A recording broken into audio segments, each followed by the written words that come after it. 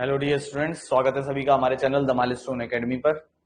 जल्दी से सभी लोग जुड़ जाओ, फिर स्टार्ट करते हैं हम अपना आज का टॉपिक। तो संविधान पढ़ा रहा था मैं आपको, और संविधान में भाग 3 चल रहा है जो हम पढ़ रहे हैं। ठीक है, मूल अधिकारों के बारे में हम पढ़ रहे थे। ठीक है, फंडामेंटल राइट्स के बारे में पढ़ रहे थे। तो थोड़ा सा एक ओवरव्यू दे दे रहा हूं थोड़ा सा आपको। ठीक है, मैंने बताया था कि मूल अधिकारों की बात की जाए तो मूल अधिकार कहां से लिए गए हैं? अमेरिका से लिए गए हैं। 1935 के भारत शासन अधिनियम में मूल अधिकारों का कोई भी उल्लेख नहीं था। फिर एक समिति बनाई गई थी, एक कमेटी बनाई गई थी जिसके अध्यक्ष थे सरदार पटेल। उनकी सिफारिश पर हमने क्या किया, एक ये जो संविधान था उसमें हमने मूल अधिकारों को जोड़ा। जब संविधान लागू हुआ तो मूल अधिकारों की संख्या 7 थी, लेकिन हमने संपत्ति के अधिकार को, जो एक मूल अधिकार था राइट टू प्रॉपर्टी, उसे संविधान के 44वें संशोधन 1978 के द्वारा हटा दिया और आर्टिकल 300A में पहुंचा के कानूनी अधिकार या संवैधानिक अधिकार बना दिया। तो वर्तमान में कितने मूल अधिकार हैं? 6 मूल अधिकार हैं। वो 6 मूल अधिकार क्या आते हैं, किस आर्टिकल से किस आर्टिकल तक आते हैं, वो सारी चीजें मैं आपको कल की क्लास में बता चुका हूं। ठीक है, आज हम उससे आगे का पढ़ने वाले हैं। तो आज हम वो सारे आर्टिकल पढ़ने वाले हैं जो मूल अधिकारों में आते हैं। ठीक है, तो सबसे पहली बात तो आती है आर्टिकल 12 की। ठीक है, आर्टिकल 12 की अगर मैं बात करूं तो आर्टिकल 12 में उल्लेख है किसका? राज्य की परिभाषा दे रखी है। ठीक है, आर्टिकल 12 में क्या दे रखा है? आर्टिकल 12 में दे रखा है राज्य की परिभाषा। बात आती है इसका क्या मतलब है, डेफिनेशन ऑफ स्टेट। राज्य की परिभाषा, डेफिनेशन ऑफ स्टेट। तो राज्य की परिभाषा की अगर बात करूं तो इसका क्या मतलब है? ये आर्टिकल ये बताता है कि राज्य से, जहां पर भी संविधान में राज्य शब्द लिखा है उससे तात्पर्य क्या है। तो राज्य का मतलब किसी राज्य से नहीं है, जैसे यूपी बिहार, इसका मतलब ऐसा नहीं है। राज्य में आपकी सारी चीजें शामिल होंगी जो आती हैं, जैसे कि संसद इसमें शामिल है। ठीक है, विधान मंडल इसमें शामिल है, पार्लियामेंट शामिल है, स्टेट लेजिस्लेचर शामिल है। ठीक है, इसमें आपका निर्वाचन आयोग शामिल है, इलेक्शन कमीशन। ठीक है, जितनी भी ऐसी संस्थाएं हैं, पंचायत, नगर पालिका, ये सारी चीजें इसमें शामिल हैं। यानी राज्य का जो मतलब है वो ये सारी जितनी भी संस्था आती हैं सरकारी, वो सब इसमें शामिल होंगी। यूपीएससी है, ठीक है, स्टेट पीएससी है, वो सारी चीजें राज्य की परिभाषा में शामिल हैं। यानी जब भी राज्य की हम बात करेंगे तो ये सारी चीजें हमारे दिमाग में होनी चाहिए। हम इन सारी चीजों की बात कर रहे हैं उस शब्द के अंतर्गत। क्लियर? किसी भी राज्य की अगर हम बात करें तो किसी भी राज्य के 3 स्तंभ होते हैं। ठीक है, किसी भी राज्य के 3 स्तंभ होते हैं, 3 पिलर्स होते हैं। कौन कौन से 3 स्तंभ होते हैं?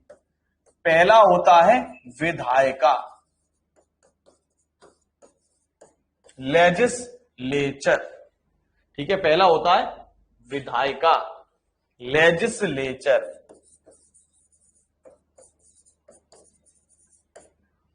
दूसरा होता है कार्यपालिका,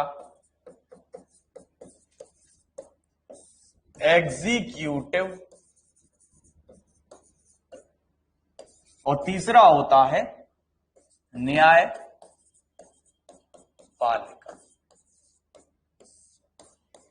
जुडिशियरी। और कभी कभी हम चौथे स्तंभ की भी बात करते हैं। वो चौथा स्तंभ क्या कहलाता है? वो है मीडिया, प्रेस। ठीक है, मीडिया को हम क्या कहते हैं? चौथा स्तंभ कहते हैं। ठीक है, देश का ये 4 स्तंभ होते हैं। ठीक है, हाँ वो सब चीजें आ जाएंगी। हाँ, न्यायपालिका राज्य के तहत नहीं आती है। ठीक है, इस चीज को याद रखना। वो जो वहां पर हमने राज्य की परिभाषा डिफाइन की है उसमें न्यायपालिका को शामिल नहीं किया गया है। ठीक है, जुडिशियल सर्विसेज उसमें शामिल नहीं की गई। ठीक है, इसमें जुडिशियल सर्विस नहीं आएंगी। ठीक है, जुडिशियल नहीं आती इसके तहत। तो आर्टिकल 12 डायरेक्ट जनरली बस इतना ही क्वेश्चन आता है आपके एग्जाम में। तो बस आप इतना भी याद रख लो कि काम हो जाएगा कि राज्य की परिभाषा किस आर्टिकल में दी गई है। राज्य की परिभाषा दी गई है आर्टिकल 12 में। ठीक है, अब आर्टिकल 13 जो है इसमें अप्रत्यक्ष रूप से एक बात का उल्लेख मिलता है। ठीक है, आर्टिकल 13 काम का तो नहीं है, लेकिन अप्रत्यक्ष रूप से आर्टिकल 13 में क्या है? न्यायिक पुनराविलोकन छुपा हुआ है इसमें, जुडिशियल रिव्यू छुपा हुआ है इसमें अप्रत्यक्ष रूप से। डायरेक्ट मैंने बताया था आपको संविधान में जुडिशियल रिव्यू शब्द नहीं है, लेकिन अप्रत्यक्ष रूप से आर्टिकल 13 के तहत न्यायिक पुनरावलोकन है, जिसमें लिखा हुआ है कि मूल अधिकारों के संबंध में ऐसा कोई कानून नहीं बनाया जाएगा जो इनका उल्लंघन करेगा। और अगर कानून बनाया जाता है तो इस पर निर्णय कौन लेगा? सुप्रीम कोर्ट ले सकता है कि वो मूलभूत ढांचे का विरोध तो नहीं करते इस पर। ठीक है, तो अब बात आती है अन्य आर्टिकल्स की जिनसे क्वेश्चन आते हैं पेपर में। तो डायरेक्ट इनमें आपको आर्टिकल तो सारे याद रखने हैं, लेकिन हाँ इन आर्टिकल्स में डिटेल याद रखने की जरूरत नहीं है, क्योंकि आर्टिकल डायरेक्ट आता है, या तो मैच द फॉलोइंग में आ जाता है या डायरेक्ट पूछ लेता है कि ये बात किस आर्टिकल में। तो आर्टिकल 14 में क्या है? आर्टिकल 14 में है विधि के समक्ष समता, इक्वलिटी बिफोर लॉ। इसका मतलब है कि कोई भी कानून यदि भारत में बनाया जाएगा तो इस हिसाब से बनाया जाएगा कि सबको समान रूप से वो लागू हो, यानी सबके लिए समान रहे। ठीक है, जैसे मैं अगर हिंदू हूं तो मेरे लिए भी वही रहे, मुसलमान है कोई तो उसके लिए भी वही रहे। तो ये चीज हमने किस देश से लिए, ये क्वेश्चन आता है। तो ये चीज हमने, ये जो आर्टिकल है इसकी हेडिंग तो यही है, विधि के समक्ष समता, लेकिन इसमें दो चीजें शामिल है। इसमें एक तो विधि के समक्ष समता है ही, साथ में एक चीज और शामिल है, क्या? विधि का समान संरक्षण, इक्वल प्रोटेक्शन ऑफ लॉज। इसका क्या मतलब है? इसका मतलब है कि जो भी कानून बनाया जाएगा वो सबको समान रूप से ध्यान में रखते हुए बनाया जाएगा। जब बनेगा तो भी समान रूप से रखते हुए बनाया जाएगा, और जब लागू होगा तब भी सबको समान रूप से रखते हुए लागू होगा। तो इसमें ये दो चीजें छुपी हुई हैं। तो ये जो विधि के समक्ष समता है ये तो हमने लिया ब्रिटेन से, जनरली हमने कहां से लिए हैं? यूएसए से, लेकिन यहां ही अपवाद है, ये हमने लिया ब्रिटेन से। और विधि के का समान संरक्षण ये हमने कहां से लिया? ये लिया है यूएसए से। ठीक है, ब्रिटेन में एक अवधारणा है, क्या है? उसको कहते हैं डायसी का प्रिंसिपल। ठीक है, डायसी सिद्धांत है, उससे संबंधित है ये बात। तो ये वहां से लिया गया, इतने डिटेल में क्या आना नहीं चाहिए, लेकिन आप इतना याद रखो, विधि के समक्ष समता ब्रिटेन से लिया है और विधि का समान संरक्षण ये कहां से लिया है? यूएसए से लिया है। और ये दोनों चीजें किसमें शामिल है? ये दोनों चीजें आर्टिकल 14 में ही शामिल है। हेडिंग की बात करेंगे तो हेडिंग केवल आर्टिकल 14 की यही है, विधि के समक्ष समता, लेकिन अप्रत्यक्ष रूप से इसमें यह भी चीज शामिल है। ठीक है, ये भी चीज इसमें शामिल है।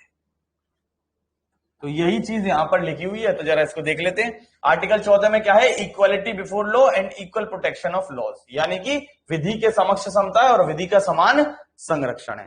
फिर बात आती है आर्टिकल 15 की। ठीक है, तो आर्टिकल 15 की अगर हम बात करें तो आर्टिकल 15 में क्या है? आर्टिकल 15 इंपॉर्टेंट है, आपको याद होगा कुछ समय पहले एक मूवी भी आई थी आयुष्मान खुराना की, आर्टिकल 15। आर्टिकल 15 भेदभाव से संबंधित है, डिस्क्रिमिनेशन से संबंधित है। क्या कहता है आर्टिकल 15? आर्टिकल 15 ये कहता है कि यदि कोई भी व्यक्ति है उससे किसी भी आधार पर किसी भी प्रकार का भेदभाव नहीं किया जाएगा, चाहे वो आधार हो उसके लिंग का, यानी स्त्री है, पुरुष है, या किसी अन्य लिंग का है, या उसका धर्म अलग है, या उसका मूल स्थान अलग है, या उसका रंग अलग है। इस किसी भी आधार पर किसी भी व्यक्ति से भेदभाव नहीं किया जाएगा, ये कहता है आर्टिकल 15, और ये बहुत इंपॉर्टेंट आर्टिकल है। ठीक है, आर्टिकल 15 बहुत इंपॉर्टेंट है, आता है। ठीक है, तो आर्टिकल 15 क्या कहता है? किसी भी व्यक्ति से उसकी जाति, लिंग, धर्म और जो भी चीजें उनके आधार पर भेदभाव नहीं होगा। इसी में हमने कुछ सब पार्ट जोड़ दिए, जिसमें से इंपॉर्टेंट है एक 15 का 3। 15 का 3 क्या कहता है? 15 का 3 ये कहता है कि जो महिलाएं हैं और बच्चे हैं इनके लिए आरक्षण की व्यवस्था की जा सकती है, यानी वैसे तो भेदभाव नहीं किया जाएगा, लेकिन 15 के 3 के तहत महिलाओं और बच्चों के लिए भेदभाव किया जा सकता है। ये समानता है ये उनके लिए। जैसे कि महिलाओं की अगर मैं बात करूं तो जनरली महिलाओं की हड्डियां पुरुषों की तुलना में थोड़ी सी कमजोर होती है। ठीक है, ये फैक्ट है। ठीक है, तो ऐसी स्थिति में ऑब्वियसली महिला की थोड़ी सी अगर हम सीट रिजर्व कर देंगे तो बेहतर रहेगा, क्योंकि वो थोड़ा सा पुरुषों की तुलना में फिजिकली थोड़ा सा भगवान ने उनको कम बनाया है। ठीक है, पुरुषों को थोड़ा सा ज्यादा शक्ति दी गई है, मर्दानगी वाली, है ना। अब उसमें दिल पे मत ले जाना कि मैं भी मर्दानी, ठीक है, तो ऐसा नहीं, ये जनरल है। ठीक है, अब 2-4 अपवाद तो होती हैं। ठीक है, तो वो साउथ की मूवी देखी होंगी, वो फिर अपवाद है। ठीक है, नेक्स्ट बात आती है आर्टिकल 16। आर्टिकल 16 क्या कहता है? ये कहता है सरकारी सेवाओं में समान अवसर, यानी जितने भी लोग हैं उनको सरकारी सेवाओं में समान अवसर दिया जाएगा। यानी कि कोई भी व्यक्ति है, उसने अगर कोई एक पर्टिकुलर चीज कर रखी है जो मांगी गई है, तो उसको पूरा अधिकार है कि वो भी अप्लाई कर सकता है। अब ये नहीं कि मांगा ग्रेजुएशन और आपको कि मैं 5वीं फेल, मैं भी अप्लाई करना चाहूंगा, समानता का अधिकार है, तो ऐसा नहीं। एक पर्टिकुलर कंडीशन को अगर सेटिस्फाई करते हो तो सब उस चीज को भर सकते हैं। ठीक है, अब यही आर्टिकल 16 में हमने कुछ पार्ट जोड़ दिए। तो आर्टिकल 16 में एक हमने पार्ट जोड़ दिया है 16 का 4। ये क्या कहता है? जो पिछड़ा वर्ग है इनके लिए आरक्षण की बात करता है।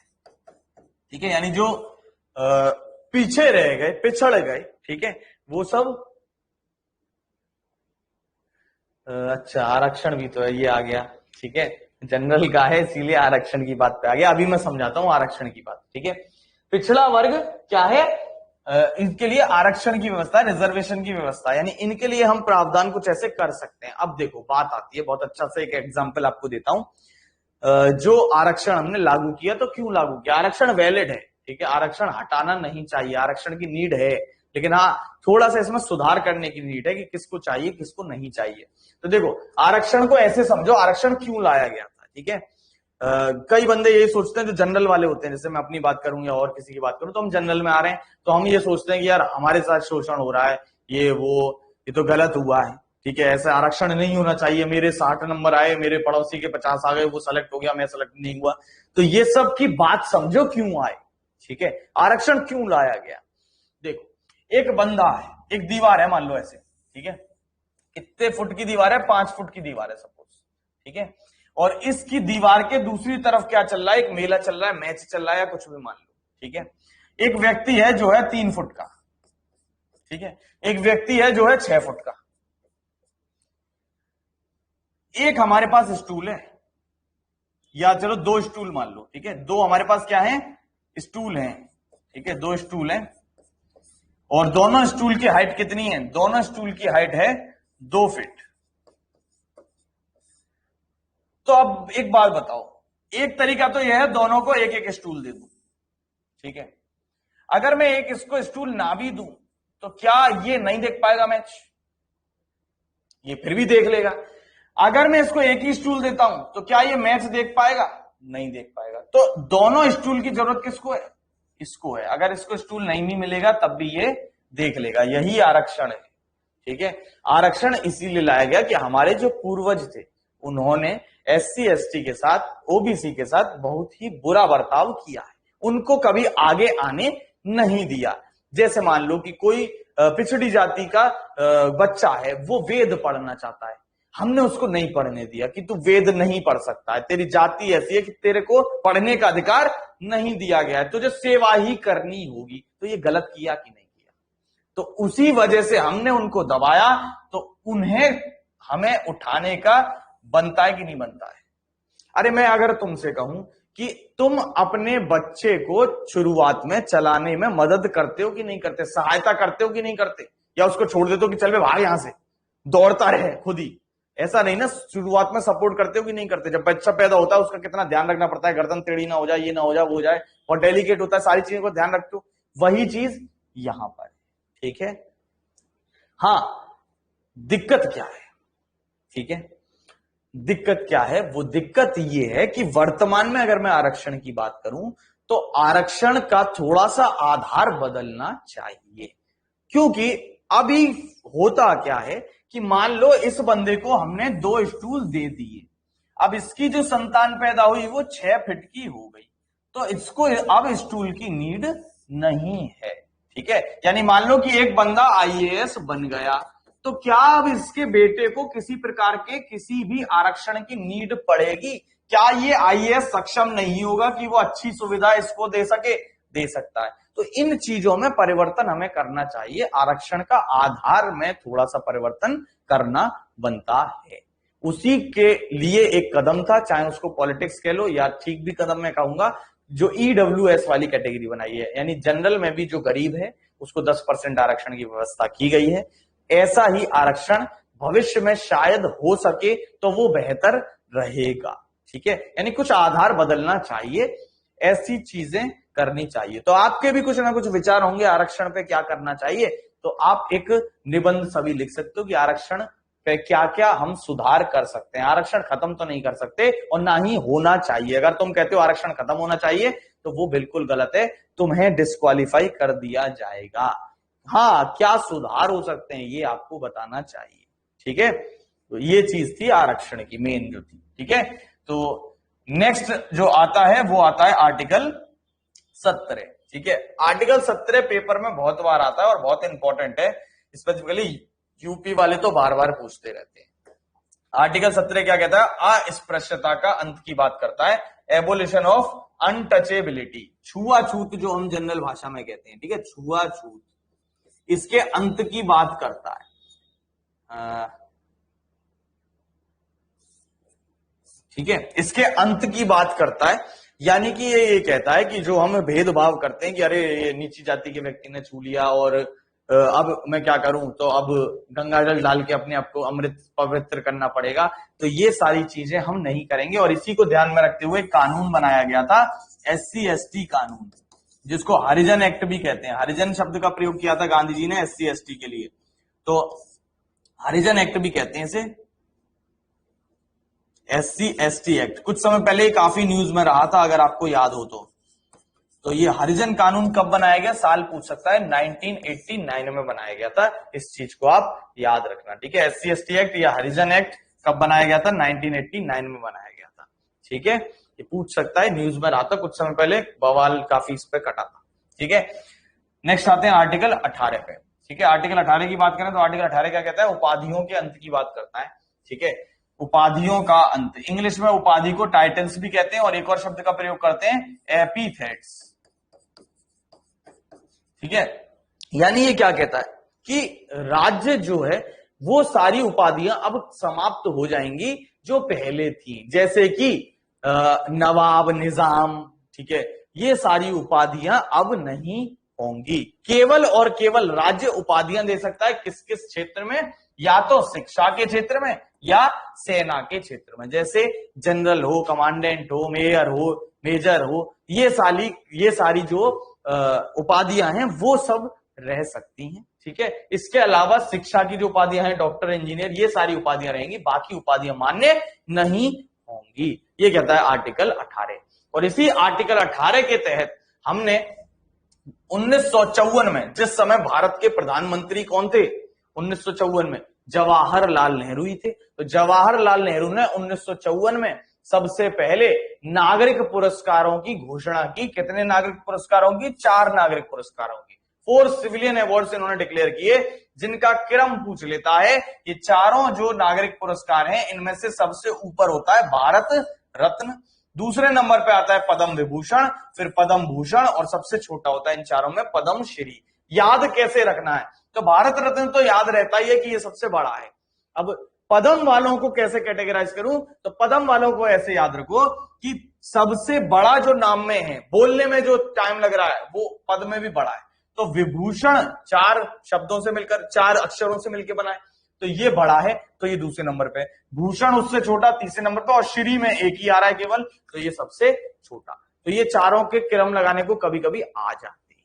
ठीक है, तो भारत रत्न जो है वो जनरली मैक्सिमम कितने लोगों को दिया जा सकता है? एक साल में 3 लोगों को दिया जा सकता है। ठीक है, फिर ये बढ़ते जाते हैं, 7 लोगों को मिलता है, 9-10 लोगों को दे देते हैं, ये 100 लोगों को दे देते हैं। ठीक है, तो ये ऐसे निर्भर करता है कि आप कितने लोगों को दे रहे हो। ठीक है, तो ये जो नागरिक पुरस्कार थे, इनकी शुरुआत कब हुई? 1954 में। ठीक है, किसने की? जवाहरलाल नेहरू ने। तो सबसे पहले ये जो भारत रत्न था, ये किसी ना किसी को मिला होगा। तो सबसे पहले भारत रत्न किसको मिला? ठीक है, ये क्वेश्चन आ जाता है, तो अभी हम उसी को पढ़ लेते हैं। ठीक है, तो क्वेश्चन आता है, सबसे पहले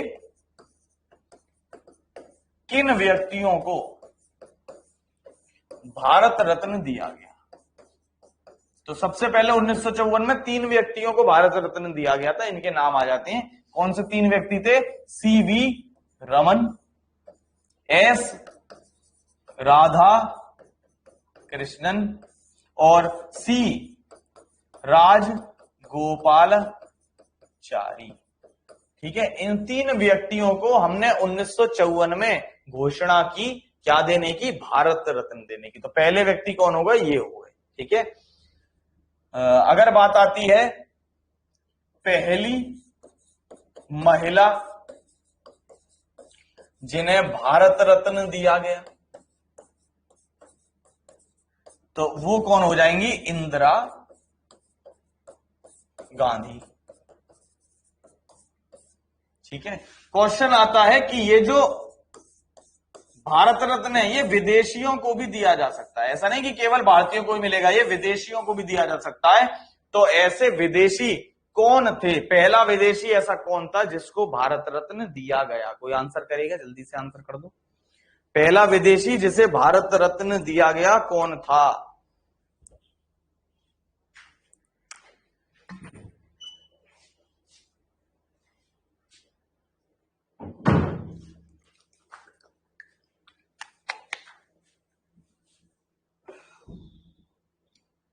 हाँ, तो वो कौन थे, सीमांत गांधी जिन्हें कहते हैं खान अब्दुल गफ्फार खान।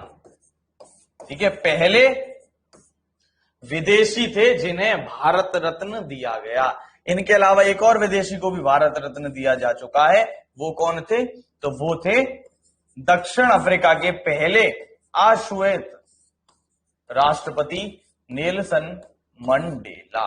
ठीक है, तो ये 2 व्यक्ति हैं जिन्हें विदेशियों में हम भारत रत्न दे चुके हैं। ठीक है, ये जो खान अब्दुल गफ्फार खान है इनको सीमांत गांधी कहते हैं, फ्रंटियर गांधी कहा जाता है। ये उत्तर पूर्वी जो रीजन था, नॉर्थ वेस्ट वाला, उत्तर पश्चिमी सॉरी नॉर्थ वेस्ट पाकिस्तान वाला रीजन, उसमें इन्होंने गांधी जी जब 1930 में नमक सत्याग्रह स्टार्ट किए थे तो इन्होंने भी एक आंदोलन शुरू किया था, खुदाई खिदमतगार। ठीक है, या लाल कुर्ती अभियान कहते हैं उसको। ठीक है, वो शुरू किया था। ये कौन है, पहले अश्वेत राष्ट्रपति थे, कहां के, दक्षिण अफ्रीका के। ठीक है, अश्वेत यानी काले। ठीक है, दक्षिण अफ्रीका के पहले काले राष्ट्रपति जिनको हमने ये दिया है। ठीक है, इनकी जो औहदा है वो गांधी जी जैसा ही माना जाता है, बिल्कुल एक अलग से दिवस है इनका, 28 जुलाई को मंडेला दिवस कहते हैं। ठीक है, तो ये क्वेश्चन आपके पेपर में आ सकते हैं भारत रत्न से संबंधित। एक क्वेश्चन और आ जाता है, शायद आप उसका आंसर कर पाओ, तो जरा अगर पता हो तो करना। भारत रत्न किसने खत्म कर दिया था, फिर दोबारा चलाया गया है?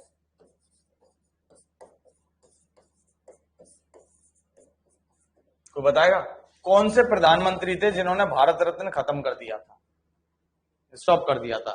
जनता पार्टी, वेरी गुड। प्रधानमंत्री कौन थे? जनता दल वाले थे। और प्रधानमंत्री कौन थे,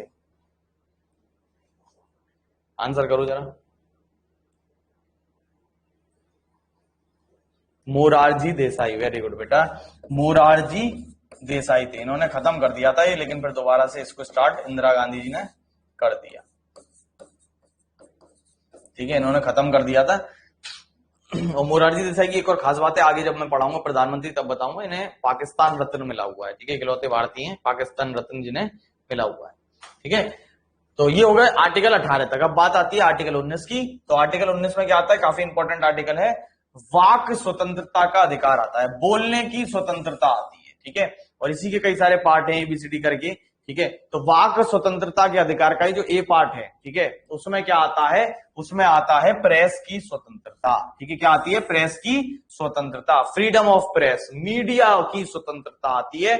और याद रखना कि संविधान में प्रेस की स्वतंत्रता प्रत्यक्ष रूप से नहीं है, यानी डायरेक्टली नहीं दे रखा कि प्रेस की स्वतंत्रता, अप्रत्यक्ष रूप से दे रखा है, यानी कि लिखा हुआ नहीं है प्रेस की स्वतंत्रता, अप्रत्यक्ष रूप से आप कह सकते हैं कि आपको क्या है, फ्रीडम है एक्सप्रेशन ऑफ थॉट का, अपनी बात रखने का। तो अप्रत्यक्ष रूप से 19 का जो ए है उसमें क्या दे रखा है, उसमें दे रखा है प्रेस की स्वतंत्रता। ठीक है, क्लियर। Next article 20। ठीक है, अच्छा एक क्वेश्चन और आता है यहां पर, क्वेश्चन ये आता है कि जो हमारा स्वतंत्रता का अधिकार है यानी आर्टिकल 19 है, क्या वो पूर्ण है, यानी कि एब्सोल्यूट है, यानी इस पे क्या कोई भी सीमा नहीं है। आर्टिकल 19 क्या पूर्ण है या सीमित है, ये क्वेश्चन आता है। यानी कि एब्सोल्यूट है या लिमिटेड है, तो क्या बताओगे?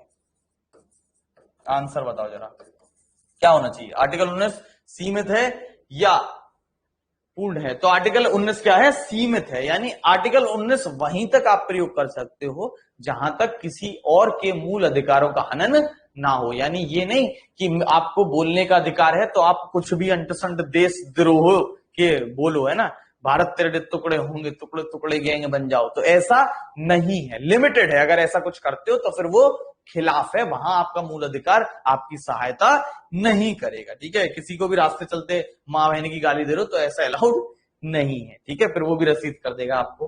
ठीक है, आर्टिकल 20 काफी इंपॉर्टेंट है। क्या कहता है आर्टिकल 20? अपराध की बात करता है, अपराध से संबंधित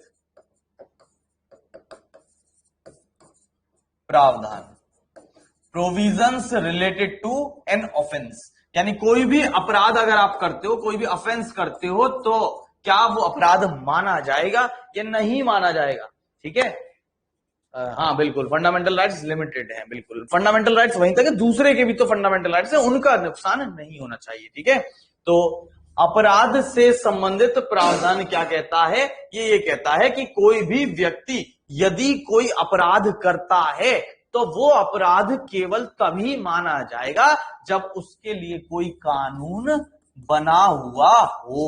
यानी अगर उसके लिए कोई नियम है ही नहीं तो फिर मैं ऐसा कोई काम कर दूं तो वो अपराध नहीं है। जैसे कि अगर मैं मुर्गा काट के खा जाता हूं तो मुर्गा काटना कोई अपराध नहीं है, खूब चिकन खाओ, पेल के खाओ, कोई दिक्कत नहीं है। गाय काटना अपराध है, पुरुष या महिला मनुष्य की हत्या करना अपराध है। तो ऐसे जिनमें जो अपराध लिखे हुए हैं, यानी बना हुआ है कानून, वो चीज अगर आप करते हो तो अपराध आएगा, वरना अगर वो चीज कहीं नहीं लिखी तो अपराध वो नहीं। ठीक है, इसके अलावा और क्या है इसमें? ऐसे याद रख सकते हो कि भाई मैं मान लो रात में बहुत मच्छर काटते हैं, ऑल आउट जला देता हूं, मोर्टीन जला देता हूं, मच्छर मर जाते हैं, तो पड़ोसी मेरे ऊपर केस नहीं कर सकता है कि ये रात में मच्छर मार देता है, मेरे देहरी के आगे मरे पड़े मिलते हैं। ठीक है, तो वो ऐसा कोई कानून नहीं है, तो वो अपराध नहीं। ठीक है, आर्टिकल 20 में और भी चीजें हैं, क्या कि एक, यार वो चीज अभी पता नहीं है कि नहीं। ठीक है, उस पर भी टिप्पणी नहीं करूंगा, उतना अभी मैंने डिटेल में उसके बारे में पढ़ा नहीं। ठीक है, हाँ बिल्कुल, आदमी को काटना अपराध है, बिल्कुल ठीक है, मारना भी अपराध है, काटना नहीं, उसको जबरदस्ती टॉर्चर कुछ भी करना वो अपराध है। ठीक है, आर्टिकल 20 में और क्या है? आर्टिकल 20 में कि कोई आपने अपराध किया तो उसकी सजा आपको एक ही बार होगी, यानी एक अपराध की एक ही सजा होगी। ऐसा नहीं कि आपने एक अपराध कर दिया, 5 साल की जेल काटा है, फिर दोबारा आपका केस खुल गया कि भाई 5 साल हो गए और आपने दोबारा केस खोल के दोबारा सजा दे देगी, 5 साल फिर जा, बढ़ाते जा रहे हो 5 साल। ऐसा नहीं, एक अपराध किया है तो एक ही सजा होगी। हाँ, एक साथ 2 मर्डर कर दिए हैं तो वो फिर कोर्ट के ऊपर निर्भर करता है, वो आपको 2 मर्डर की सजा दे रहा है कि 1 मर्डर की सजा दे रहा है। ठीक है, बल्क में मर्डर करते हो तो वो सब कोर्ट पर निर्भर करता है कि वो आपको कितनी सजा सुनाता है। ठीक है, वो सब बाकी चीजें आईपीसी और सीआरपीसी में आ जाएंगी।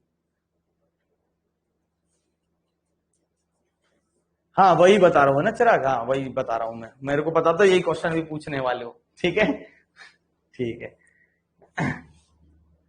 ठीक है, इसके अलावा आपको जबरदस्ती आप ही के खिलाफ साक्ष्य नहीं बनाया जाएगा। यानी वो जो पुलिस 3rd डिग्री देती है, ठीक है, उससे आपसे उगलवा ले तो वो नहीं माना जाएगा। इसीलिए आपने देखा होगा पुलिस का बयान मान्य नहीं होता, कोर्ट में आपसे पूछा जाता है फिर से एक बार कि क्या अपना जुर्म कबूलते हो। ठीक है, पुलिस चाहे रिकॉर्ड कर ले, कुछ भी कर ले, वो मान्य नहीं होता, उसको आप सबूत के पेश नहीं कर सकते। फिर भी कोर्ट आपसे पूछता है कि क्या आप अपनी गलती मानते हो।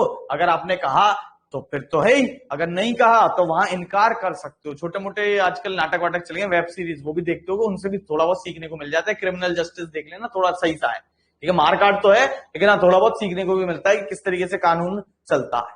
ठीक है, तो ये हो गई आर्टिकल 20 की बात।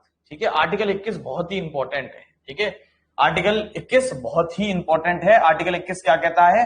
तो आर्टिकल 21 कहता है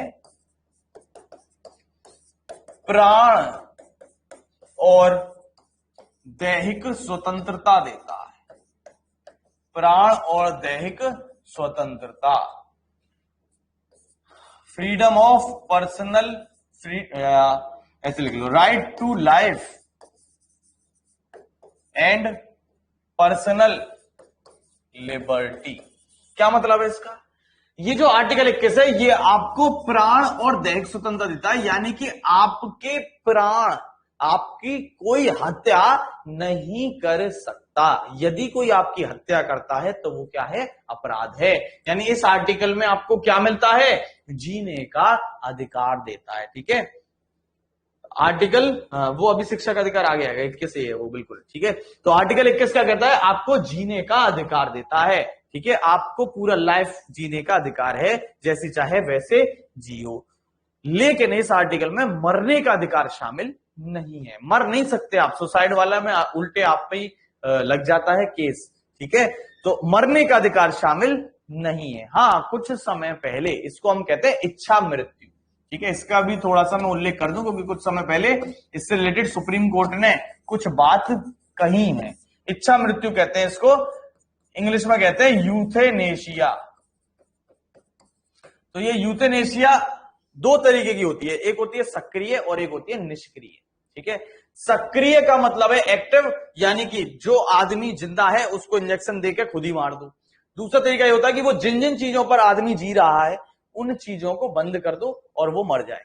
तो इच्छा मृत्यु ऐसे लोगों को नीड होती है। इस पे एक मूवी भी आ रखी है, शायद आपने सुनी हो, बॉलीवुड की है, ऋतिक रोशन और ऐश्वर्या राय की, गुजारिश, वो इसी के ऊपर है। यानी एक ऐसा आदमी है जो कुछ नहीं कर सकता है, बिल्कुल डैमेज है, कुछ नहीं, हिल नहीं सकता, बेड पे ही पड़ा हुआ है। तो ऐसे व्यक्ति को इच्छा मृत्यु दे सकते हैं। इतना पीड़ा में है, कुछ नहीं कर सकता, बस वो दर्द महसूस करता है और न चल सकता ना कुछ कर सकता। तो ऐसे व्यक्ति के लिए इच्छा मृत्यु की बात सुप्रीम कोर्ट ने कही थी कि हाँ हो सकता है, लेकिन कौन सी? निष्क्रिय, पैसिव वाली, यानी जिन जिन चीजों पर निर्भर करता है वो चीज बंद कर दो, फिर धीरे धीरे अपने आप टपक जाएगा। जैसे मान लो कैंसर है तो दवाई ववाई नहीं चल रही, फिर अपने आप कुछ ना कुछ महीने साल बाद टपक जाएगा। ठीक है, उसके लिए भी आपको परमिशन वगैरह लेनी पड़ेगी। ठीक है, और क्या आता है इसमें? पर्सनल लिबर्टी आती है, मेरी दैहिक यानी खुद की।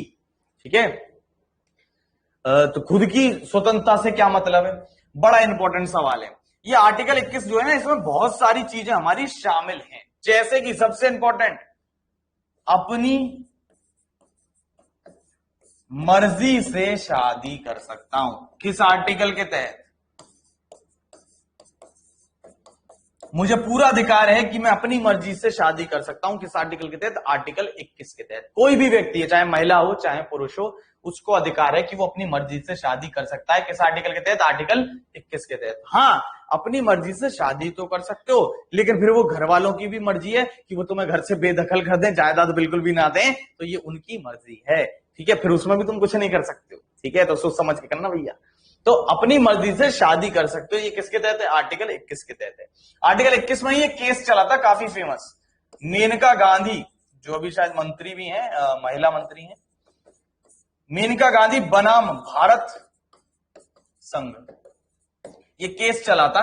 और इस केस में ये निर्णय दिया गया सुप्रीम कोर्ट के द्वारा कि कोई भी व्यक्ति विदेश भ्रमण पर जा सकता है, यानी right to visit any foreign country. विदेश भ्रमण का अधिकार भी एक कैसा अधिकार है? मूल अधिकार है, फंडामेंटल राइट है। यानी कोई भी व्यक्ति आपको रोकेगा नहीं, आप किसी भी देश में घूमने जा सकते हो। ठीक है, आप किसी भी देश में घूमने जा सकते हो, बशर्ते पैसा हो। ऐसा नहीं कि भिखारी हो और कह रहे हो सरकार से कि अरे दे दो एक यूरोप का टूर तो बनवा दो, यूएसए घूम के आना है, प्रियंका चोपड़ा चली गई उससे मिल के आना है, तो ऐसा नहीं।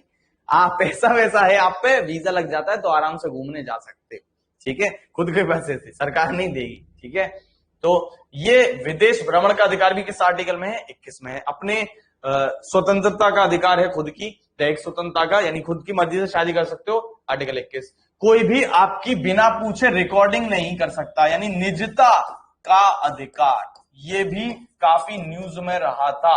निजता का अधिकार, राइट टू प्राइवेसी, मेरी प्राइवेसी है, यानी कोई भी बिना पूछे मेरी फोटो नहीं खींच सकता है। ठीक है, तो ये निजता का अधिकार, राइट टू प्राइवेसी, ये भी किस आर्टिकल में शामिल है? आर्टिकल 21 में शामिल है। औरत के ऊपर निर्भर करता है कि वो प्रेग्नेंट होना चाहती है नहीं होना चाहती, उसका निजता का अधिकार है। ठीक है, आप जोर जबरदस्ती से अपनी बीवी को प्रेग्नेंट नहीं कर सकते। वो नहीं बनना चाहती है अभी मां, तो आप उसको जोर जबरदस्ती से मां नहीं बना सकते, केस ठोक सकती है आप पे, याद रखना। ठीक है, भविष्य की बातें बता रहा हूं सारी। ठीक है, तो ये सब निजता के अधिकार में शामिल है, आर्टिकल 21 में शामिल है। ठीक है, आर्टिकल 21 के तहत ही जिम्मेदारी है राज्य की। क्या जिम्मेदारी है राज्य की? कि वो अपने जो नागरिक हैं इनको साफ पानी और हवा उपलब्ध कराए, यानी free clean air and water, ये सब उपलब्ध कराए। ठीक है, भुलाने का अधिकार कौन सा है? भुलाने का अधिकार कौन सा है भाई? साफ पानी और हवा उपलब्ध कराई जाए। ठीक है, ये सब भी आर्टिकल 21 के तहत शामिल है। ठीक है, राज्य का ये कर्तव्य है, ये जो आपको जैसे फ्री में अनाज बांट रहे हैं, ठीक है, या सस्ते में अनाज बांट रहे हैं, पब्लिक डिस्ट्रीब्यूशन सिस्टम जो होता है, राशन की दुकान है, ये सब किसके तहत आता है? आर्टिकल 21 के तहत आता है, राज्य ऐसा करे। ठीक है, अब एक और चीज हमने आगे जोड़ी। ठीक है, क्या जोड़ी? एक आर्टिकल जोड़ा हमने, आर्टिकल 21A। ठीक है, आपको याद होगा बचपन में 2001 में, उस समय हमारे प्रधानमंत्री थे अटल बिहारी वाजपेयी जी। ठीक है, तो ये जो अटल बिहारी वाजपेयी जी थे, इन्होंने एक अभियान चलाया था, स्कूल चले हम, सूरज सा चमके हम, स्कूल चले हम, एक वो गाना था, सर्व शिक्षा अभियान। वो पेंसिल पे बैठ के वो लड़की सी बैठी रहती है। ठीक है, तो ये सर्व शिक्षा अभियान चलाया था अटल बिहारी वाजपेयी जी ने, और इसी अभियान के तहत 2002 में एक आर्टिकल जोड़ दिया गया, आर्टिकल 21 से, एक संशोधन के द्वारा। कौन सा संशोधन किया गया? 86वां संशोधन। कब? 2002 में, जिसके द्वारा हमने क्या जोड़ दिया? शिक्षा का अधिकार जोड़ दिया। ठीक है, क्या जोड़ दिया? शिक्षा का अधिकार जोड़ दिया, राइट टू एजुकेशन जोड़ दिया। ठीक है, जिसके तहत क्या अधिकार है? जिसके तहत अधिकार है कि 6 से 14 साल तक के बच्चों को, क्या अधिकार है? 6 से 14 साल तक के बच्चों को निशुल्क, यानी फ्री में, और अनिवार्य, फ्री एंड कंपल्सरी एजुकेशन का प्रावधान कर दिया। निशुल्क और अनिवार्य शिक्षा का प्रावधान, यानी 6 से 14 साल तक के जो बच्चे हैं उनको अनिवार्य है शिक्षा ग्रहण करवाओ। ठीक है, और निशुल्क। अब ये निशुल्क भैया मतलब फ्री में पढ़े, मतलब ये जो सेंट विद्यालय वगैरह में इतने चक्कर लगाने पड़ रहे हैं, डीपीएस में फ्री में पढ़ सकते हैं, तो ये ऐसा नहीं, सरकारी स्कूलों में फ्री में है। इन स्कूल में भी कुछ सीटें रिजर्व रहती हैं गरीबों के लिए, शायद 25% है, जिसके ऊपर एक मूवी भी बनी थी, हिंदी मीडियम, इरफान खान की, अगर आपने देखी हो तो। ठीक है, ऐसी मूवी देख लिया करो, कुछ सीखने को मिलता है। ठीक है, देखो कुछ चीजें मुहैया कराएंगे तो उसका पैसा थोड़ा बहुत लेंगे, ऐसा नहीं लूटेंगे कि बिल्कुल ही लूट रहे हैं। ठीक है, हाँ, साफ पानी साफ हवा मुहैया कराने की जिम्मेदारी है जहां पर नहीं उपलब्ध हो पा रहा है। ठीक है, अब वो पाइप वाइप जो डाल रहे हैं तो उसके लिए तो व्यवस्था होगी ना, फिर तुम्हारे घर पाइप नहीं आएगी, वो चुंगी का टोंटी जो आती है वो नहीं आएगी, फिर उसके लिए फिर तुम्हें लाइन लगानी पड़ेगी। ठीक है, सरकार उधर बांट रही है, दिल्ली में जैसे बढ़ता है, ठीक है, लंबी लंबी लाइन में, मुंबई में देखा होगा चौल की लाइन लगती है, ऐसी लाइन लगानी पड़ेगी। फिर थोड़ी सुविधाएं घर बैठे दे रही है तो उसके लिए तो यार पे करोगे, तो वो चीज है। ठीक है, अच्छा, गोवा ने फ्री कर दिया है, चलो, तो ये ठीक है, याद रखना, बहुत इंपॉर्टेंट। अच्छा, यहां से क्वेश्चन आता है जो अक्सर गड़बड़ हो जाता है। देखो, हमने संशोधन तो कब कर दिया? 86वां संशोधन किया, कब किया? 2002 में। ठीक है, 86वां संशोधन किया, कब किया? 2002 में। लेकिन शिक्षा का अधिकार अधिनियम, RTE act, right to education act, शिक्षा का अधिकार अधिनियम, ये कब बनाया गया? तो ये थोड़ा सा बाद में बनाया गया है, 2009 में बनाया गया है। ठीक है, तो शिक्षा का अधिकार अधिनियम कब बनाया गया है? 2009 में बनाया गया है, और इसके तहत क्या आते हैं? प्राइमरी स्कूल वाले आते हैं। ठीक है, प्राइमरी स्कूल वाले आते हैं इसमें। ठीक है, 8वीं 8वीं कक्षा तक आएंगे। ठीक है, 8वीं कक्षा तक शामिल है इसमें। अब तुम कहो कि 12th तक पढ़ाओ फ्री, तो ऐसा नहीं, 8वीं कक्षा तक फ्री की बात है सरकार की तरफ से। ठीक है, तो ये चीजें आपको याद रखनी है, ठीक है। इसी को थ्योरी यहाँ पर लिख रही होगी पीडीएफ में, ये पढ़ लेना बाद में, मैंने अभी आपको समझा दिया, ठीक है। आपकी और अपने याद करने के लिए ये सारी चीजें बाद में देख लेना, ठीक है। पढ़ लेना पीडीएफ से, चीजें मैं समझाता चल रहा हूं, ठीक है। तो जो अभी बताया मैंने 86वां संविधान संशोधन हुआ था, आर्टिकल 21 से जोड़ दिया शिक्षा का अधिकार, ठीक है। 6 से 14 साल तक के बच्चों को निःशुल्क और अनिवार्य शिक्षा का प्रावधान है इसके तहत, ठीक है। अब बात आती है आर्टिकल 22 की, ठीक है। तो आर्टिकल 22 भी काफी इंपॉर्टेंट है। आर्टिकल 22 ऐसे लोगों के मूल अधिकारों के बारे में उल्लेख करता है जिनको गिरफ्तार कर लिया जाए, यानी ये किसका उल्लेख करता है? गिरफ्तारी से संबंधित प्रावधान का उल्लेख है, गिरफ्तारी से संबंधित प्रावधान। क्या कहता है? ये कहता है कि यदि किसी भी व्यक्ति को गिरफ्तार किया जाता है तो उसके मूल अधिकार क्या हैं, उसके बारे में उल्लेख है। तो पहला, अगर किसी व्यक्ति को गिरफ्तार किया जाता है तो वो वजह पूछ सकता है, यानी वारंट मांग सकता है, ठीक है। यदि कुछ भी ऐसी स्थिति है कि उसको गिरफ्तार करने की बात आ रही है तो वो वारंट मांग सकता है। अब इसमें वो सारी चीजें शामिल नहीं है कि आप कहो कि किसी की जेब काट के भाग रहे थे, पकड़ लिया, या फिर बेर टिकट रेलवे में चल रहे थे, उसका तुम कहो कि वारंट लेके आ पहले, तो वो सारी चीजें इसमें शामिल नहीं, ठीक है। तो दूसरा क्या है? दूसरा है कि जो गिरफ्तार व्यक्ति है वो अपनी मर्जी का वकील कर सकता है, यानी जिससे भी केस लड़वाना चाहे उससे केस लड़वा सकता है, आपके पास पैसे होना चाहिए, ठीक है। तीसरा, ये यार बाकी ज्यादा जो कानूनी शब्द है ना वो आपको उनसे पूछा मूल विधि वाले सर से, ठीक है। इतना कानून वाला डिटेल में मुझे नहीं आता है, आईपीसी वगैरह नहीं पढ़ रखी है मैंने, लॉ नहीं कर रखा, ठीक है। तो वो मूल विधि वाले सर से पूछना, ये सारे जो अंतर है, वारंट क्या होता है और ये सारी चीजें वो आपको बताएंगे, मूल विधि में आएगा ये सारी चीजें, ठीक है। मर्जी का वकील कर सकते हो। और क्या सबसे इंपॉर्टेंट जो चीज है वो ये है कि यदि किसी व्यक्ति को गिरफ्तार किया जाता है तो उसे 24 घंटे के अंदर अंदर, ठीक है, उस व्यक्ति को 24 घंटे के अंदर अंदर आपको जो मजिस्ट्रेट होता है, ये यहां से क्वेश्चन आता है, बड़ा इंपॉर्टेंट है, उसके समक्ष प्रस्तुत कराना होता है। 24 घंटे में यातायात का समय शामिल नहीं होगा, यानी इधर उधर जो जाने में समय लगा आपको आने में, गाड़ी में बिठा के पुलिस को, वो शामिल नहीं होगा। जैसे ऐसा नहीं होगा कि मान लो कि पुलिस थोड़ा दूर से ला रही थी और रास्ते में पंचर हो गया, मान लो 2-4 घंटे बीत गए, तो आप घड़ी देख रहे हो कि देख भैया 24 घंटे होने वाले, भाग घर जाऊंगा अगर अभी पंचर नहीं जल्दी जोड़ा तो ऐसा नहीं, यातायात का इसमें यानी ट्रांसपोर्टेशन वाला समय शामिल नहीं होगा। तो ये बड़ा इंपॉर्टेंट है, यहां से क्वेश्चन आता है कितने घंटे के अंदर अंदर प्रस्तुत कराना है? 24 घंटे के अंदर अंदर प्रस्तुत कराना होता है। किसके समक्ष? मजिस्ट्रेट। ये मजिस्ट्रेट डीएम वाला नहीं है, डिस्ट्रिक्ट मजिस्ट्रेट नहीं है, ये मजिस्ट्रेट एक जो डिस्ट्रिक्ट जज होता है, डीजे जो होता है, जिला न्यायाधीश जो होता है, उससे निचले पद का होता है मजिस्ट्रेट, उसके समक्ष ये मतलब वही है, जज की तरह है, जज से थोड़ा सा हल्की लेवल का, ठीक है, इसके समक्ष प्रस्तुत कराना होता है। अब ये जो मजिस्ट्रेट है ये कोई छोटा मोटा आदमी नहीं होता, इसके पास अधिकार होता है कि अगर इसको लगता है कि आप पर कुछ ऐसा दिक्कत सी हो सकती है, आपको अभी कस्टडी में रखना चाहिए, तो इसके पास अधिकार होता है कि ये आपको बिना वजह 3 महीने तक कैद में रख सकता है। 3 महीने तक आपको डिटेन करके रखा जा सकता है, ठीक है।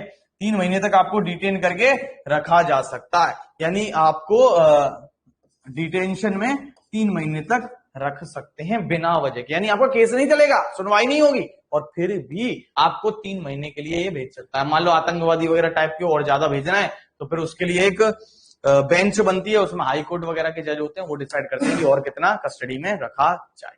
तो जो मजिस्ट्रेट होता है पावरफुल होता है, इसीलिए कभी पंगा नहीं लेना चाहिए जज वजहों से, ठीक है। 3 महीने तक आपको जेल में भेज सकता है।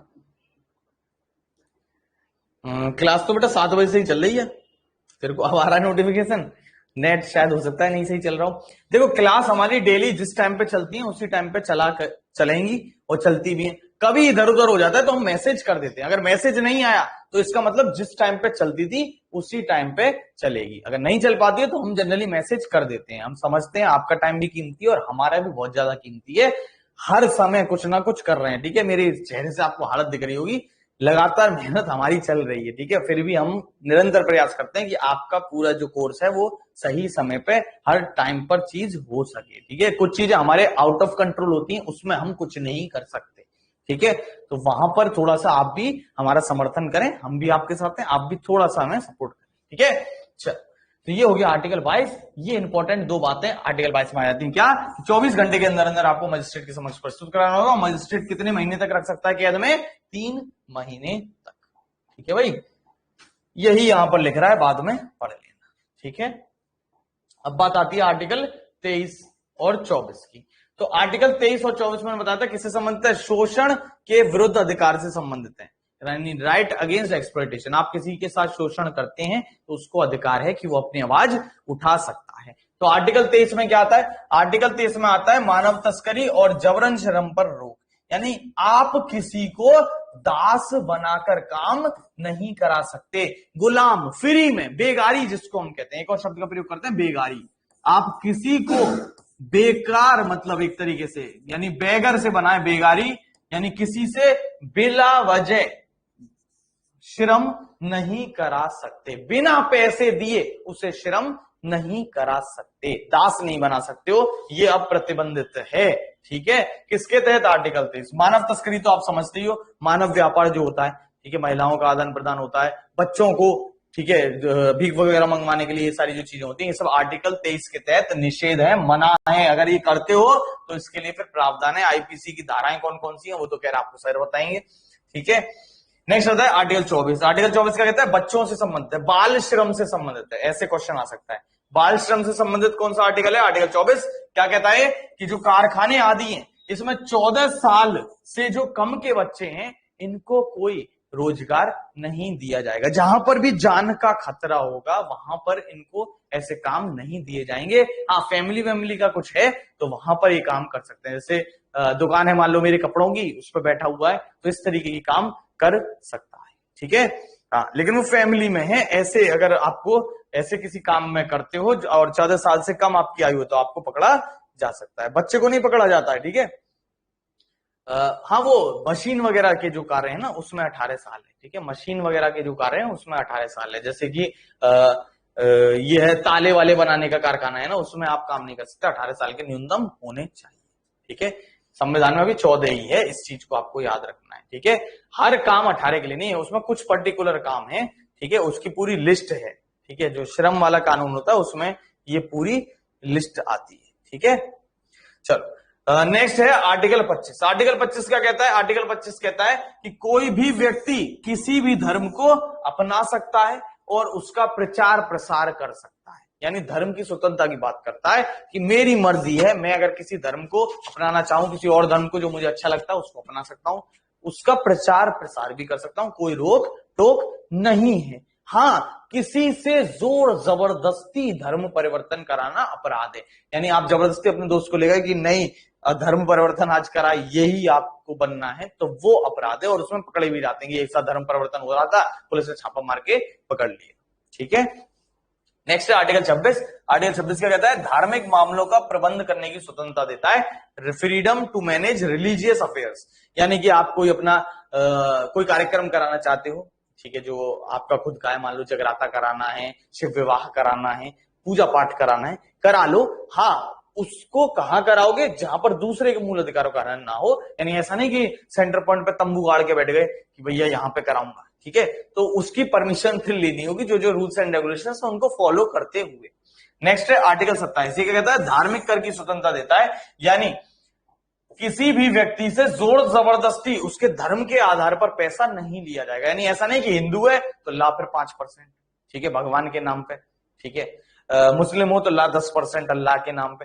तो ऐसा स्वतंत्र हो आप। दान दक्षिणा अगर धर्म के नाम पर करना चाहते हो करो, नहीं करना चाहते ना करो, कोई जबरदस्ती नहीं है। राम मंदिर बन रही है, चेक काट के दो, तुम्हारे ऊपर निर्भर करता था कि तुम देना चाहते हो या नहीं देना चाहते। तो ये सारी चीजें आ जाती है आर्टिकल 27 में, ठीक है। नेक्स्ट है आर्टिकल 28। आर्टिकल 28 क्या कहता है? आर्टिकल 28 नहीं लिख रहा है इसमें, चलो मैं लिख देता हूं। आर्टिकल 28 क्या कहता है? आर्टिकल 28 कहता है शिक्षण संस्थाओं में धर्म की शिक्षा नहीं दी जाएगी। शिक्षण संस्थाओं में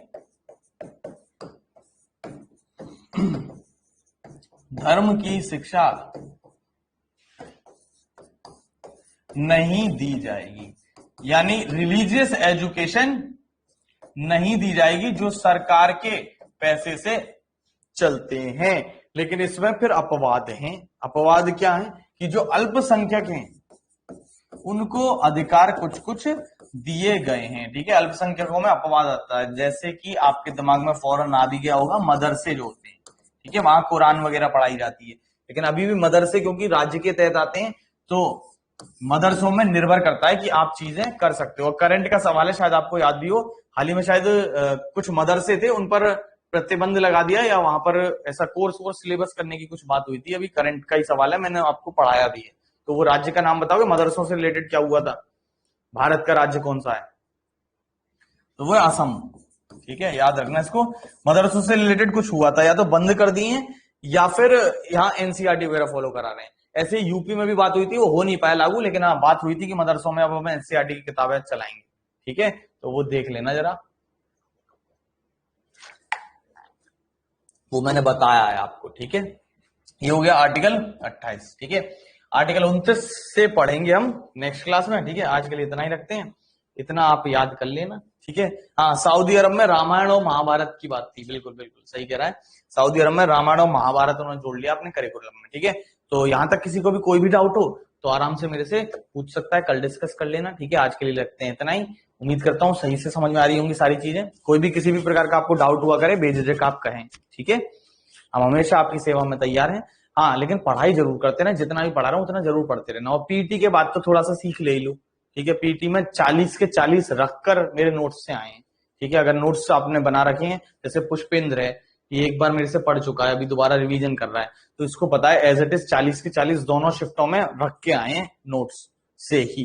ठीक है, तो जितना पढ़ा रहा हूं इतना रिवाइज करते रहो, इतने के चक्कर में मत भागना। मान लो मैं इतना पढ़ा रहा हूं तो इसी को 10 बार पढ़ना। हम क्या करते हैं, इतने के चक्कर में इसको एक बार पढ़ पाते हैं और इसको नहीं पढ़ते, जहां से पूरा तुम्हें बाल्टी भर पानी मिल रहा था पीने लायक, उसको छोड़ देते हैं और वो नमकीन पानी के ऊपर भागते हैं। ठीक है, तो इस चीज को ध्यान रखना। चलो मिलते हैं कल। ठीक है, गुड नाइट भाई।